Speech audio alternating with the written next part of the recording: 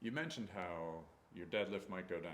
So how's your training changed at all, if at all, over the Okay, years? that's a good one, because most people got to get to the gym, got to get to the gym. Over the years, I was the same way.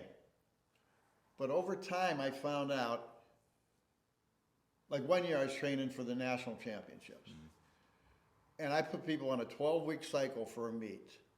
During the 12 weeks, I missed 4 weeks because death in the family, this and that. So I'm training less, but I figured I got to get to the gym, and I just kicked my butt. I go to the gym, train hard as I could for 1 hour, Yeah. go have a protein drink, and go do my work. I had my best meet ever training less. Okay. I train twice a week. That's it. Yeah. But when I train, I crawl out of the gym. I crawl to a steak dinner or a protein drink. Replenish. And then I go to bed or take a nap. Yeah, yeah. Because the secret is to kick your butt, but nourish to rebuild. Okay. Protein rebuilds. So keeping that in mind Yeah, as you go on in life. Yeah. And I tell people, if That's you're good training advice. every day, you can't be training right, because you train every day, you're going to run out of energy. So I watch a lot of people train every day. They're making the moves, but they're not lifting hard and heavy. Yeah. It's like, and what you're doing when you're lifting heavy. Okay, let's take squats, the king of lifts. When you're squatting and you go to failure, I always get spotters. I go to either failure or thinking I'm not going to get another one. I put it back. Your hormones raise when you're working out. Your hormones start raising, but your cortisol does too. So you're working out. When you're doing aerobics, your hormones don't. Your good hormones don't raise. Yeah. Your cortisol does. Yeah. That's why it ages you 10% faster. When you're lifting correctly, here comes your hormones, your testosterone, even the dopamine in your veins, serotonin, all them, they kick in. So you go to failure, you're going like this. And then you can only train for an hour, maybe an hour and 15 minutes, because as you're training hard, cortisol is going right up with the hormones. If you stop, the hormones can stay there for 7 hours as the cortisol drops. And you take this testosterone growing, your growth hormones, they're kicking in. Keep them there by nourishing and resting. They'll stay there for 7 hours. And you heal. You don't go to the gym the next day, let the body heal.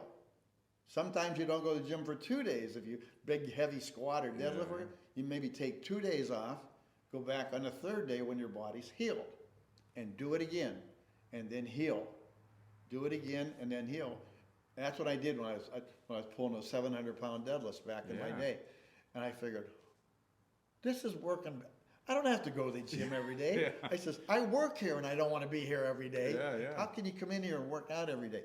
So that's when I specifically write up programs for people around their stress factor, their age, their gender, their health problem, and this. At times, I have a person come in here once a week, an older person with a lot of health problems.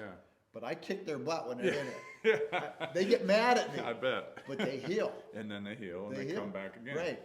Now, you mentioned your knee. I think you told me prior, you said 3 times. One was Vietnam. Yeah. Was your military service, but then the other ones, was it in gym related? 66.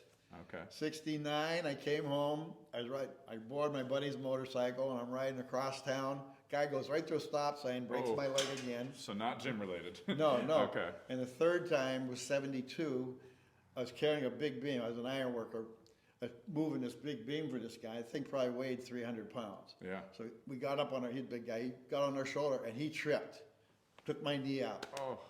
Back in the hospital. With a big load on your shoulder too. Yeah. In fact, when I actually took a PT test after I broke it, when I was in the Army. Yeah. And I took a PT test and I had a cast that came up around my knee, but they had it cut out in the back here. Okay. So I could walk or even sit down. But it was real tight here because the knee goes like this, back and forth. And I took my PT test and I placed in the top 50%.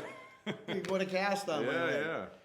So it sounds like you've always been physically engaged. You know, because obviously an active lifestyle in the military, but then coming out of the military, GE was a big company here in Erie. Yeah. Your family worked for GE. Yeah.